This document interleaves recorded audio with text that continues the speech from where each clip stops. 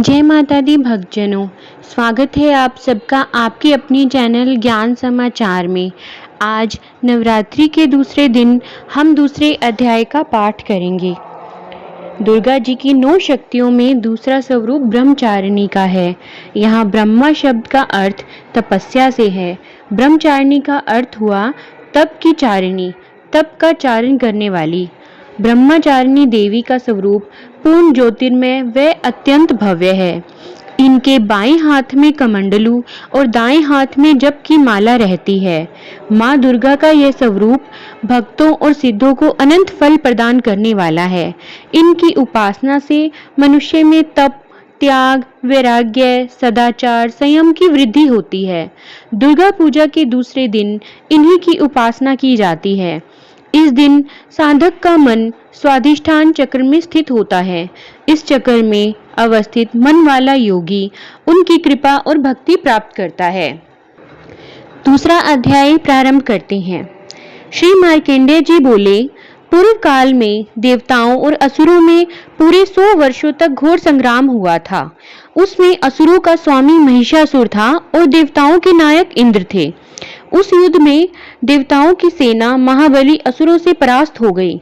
संपूर्ण देवताओं को जीतकर महिषासुर इंद्र बन बैठा। तब पराजित देवता प्रजापति ब्रह्मा को आगे करके उस स्थान पर गए जहां भगवान शंकर और विष्णु विराजमान थे। देवताओं ने महिषासुर के पराक्रम तथा अपनी पराजय का यथावत वृतांत उन दोनों देवेश्वरों से विस्तार पूर्वक कह सुनाया। वे बोले, भगवान महिषासुर सूर्य, इंद्र, अग्नि, वायु, चंद्रमा, यम, वरुण तथा अन्य देवताओं के भी अधिकार छीनकर स्वयं ही सबका अधिष्ठाता बन बैठा है। उस दुरात्मा महिष ने समस्त देवताओं को स्वर्ग से निकाल दिया है। अब वे मनुष्यों की भांति पृथ्वी पर विचरते हैं। दैत्यों की यह सारी बातें हमने आप लोगों से कह सुनाई है। अब हम आपकी ही शरण में आए हैं। उसके वध का कोई उपाय सोचिए। इस प्रकार देवताओं के वचन सुनकर भगवान विष्णु और शिवजी ने दैत्यों पर बड़ा क्रोध किया। उनकी भौहें तन गई और मुख टेढ़ा हो गया। तब अत्यंत कोप से भरे हुए चक्रपाणी श्री विष्णु के मुख से एक महान तेज प्रकट हुआ। इसी प्रकार ब्रह्मा जी, शंकर जी तथा इंद्र आदि अन्य देवताओं के शरीर से भी बड़ा भारी तेज निकला। वह मिलकर एक हो गया। महान तेज का यह पुंज जलते हुए पर्वत सा जान पड़ा। देवताओं ने देखा, वहां सबकी ज्वालाएं संपूर्ण दिशाओं में व्याप्त हो रही थी। संपूर्ण देवताओं के शरीर से प्रकट हुए उस तेज की कहीं तुलना नहीं थी। एकत्रित होने पर वह एक नारी के रूप में परिणित हो गया और वह अपने प्रकाश से तीनों लोकों में व्याप्त जान पड़ा। भगवान शंकर का जो तेज था उससे उन देवी का मुख प्रकट हुआ। यमराज के तेज से उनके सिर में बाल उत्पन्न हुए। श्री विष्णु भगवान के तेज से उनकी भुजाएं उत्पन्न हुई। चंद्रमा के तेज से दोनों स्तनों का और इंद्र के तेज से कटि प्रदेश का प्रादुर्भाव हुआ। वरुण के तेज से जंघा और पिंडली तथा पृथ्वी के तेज से नितंब भाग प्रकट हुआ। ब्रह्मा के तेज से दोनों चरण और सूर्य के तेज से उनकी उंगलियां उत्पन्न हुई। वसुओं के तेज से हाथों की उंगलियां और कुबेर के तेज से नासिका प्रकट हुई। उन देवी के दांत प्रजापति के तेज से और तीनों नेत्र अग्नि के तेज से प्रकट हुए थे। उनकी भौहें संध्या के और कान वायु के तेज से उत्पन्न हुए थे। इसी प्रकार अन्य देवताओं के तेज से भी उन कल्याणमयी देवी का आविर्भाव हुआ। तदंतर समस्त देवताओं के तेज पुंज से प्रकट हुई देवी को देखकर महिषासुर के सताए हुए देवता बहुत प्रसन्न हुए। पिनाकधारी भगवान शंकर ने अपने शूल से एक शूल निकालकर उन्हें भेंट किया। फिर भगवान विष्णु ने भी अपने चक्र से उत्पन्न करके भगवती को अर्पण किया। वरुण ने भी शंख प्रकट किया। अग्नि ने उन्हें शक्ति दी। वायु ने धनुष और बाण से भरे हुए तरकश प्रदान किए। सहस्त्र नेत्रों और देवराज इंद्र ने अपने वज्र से वज्र उत्पन्न करके दिया। ऐरावत हाथी से उतारकर 1 घंटा भी प्रदान किया। यमराज ने काल दंड से दंड, वरुण ने पाश, प्रजापति ने स्फटिक की माला तथा ब्रह्मा जी ने कमंडलू भेंट किया। सूर्य ने देवी के समस्त रोम कूपों में अपनी किरणों का तेज भर दिया। काल ने उन्हें चमकती हुई ढाल और तलवार दी। क्षीर सागर ने उज्जवल हार और कभी जीर्ण न होने वाले 2 दिव्य वस्त्र भेंट किए। साथ ही उन्होंने दिव्य चूड़ामणि, 2 कुंडल, कड़े, उज्जवल अर्धचंद्र, सब बाहुओं के लिए केयूर, दोनों चरणों के लिए निर्मल नूपुर, गले की सुंदर हंसली और सब उंगलियों में पहनने के लिए रत्नों की बनी अंगूठियां भी दी। विश्वकर्मा ने उन्हें अत्यंत निर्मल फरसा भेंट किया। साथ ही अनेक प्रकार के अस्त्र और अभेद्य कवच दिए। इनके सिवाय मस्तक और वक्षस्थल पर धारण करने के लिए कभी ना मुरझाने वाले कमलों की मालाएं दी। जल्दी ने उन्हें सुंदर कमल का फूल भेंट किया। हिमालय ने सवारी के लिए सिंह तथा भांति भांति के रत्न प्राप्त किए। धनाध्यक्ष कुबेर ने मधु से भरा पान पात्र दिया तथा संपूर्ण नागों के राजा शेष ने, जो इस पृथ्वी को धारण करते हैं, उन्हें बहुमूल्य मणियों से विभूषित नागाहार भेंट किया। इसी प्रकार अन्य देवताओं ने भी आभूषण और अस्त्र शस्त्र देकर उन देवी का सम्मान किया। तत्पश्चात उन्होंने बारंबार अट्टहास पूर्वक उच्च स्वर से गर्जना की। उनके भयंकर नाद से संपूर्ण आकाश गूंज उठा। देवी का वह अत्यंत उच्च स्वर से किया हुआ नाद कभी समा न सका। आकाश उसके सामने छोटा प्रतीत होने लगा। उससे बड़ी भयानक प्रतिध्वनि हुई, जिससे संपूर्ण विश्व में हलचल मच गई और समुद्र कांप उठा। पृथ्वी डोलने लगी और समस्त पर्वत हिलने लगे। उस समय देवताओं ने अत्यंत प्रसन्नता के साथ सिंहवाहिनी भवानी से कहा, हे देवी, तुम्हारी जय हो। साथ ही महर्षियों ने भक्ति भाव से विनम्र होकर उनकी स्तुति की।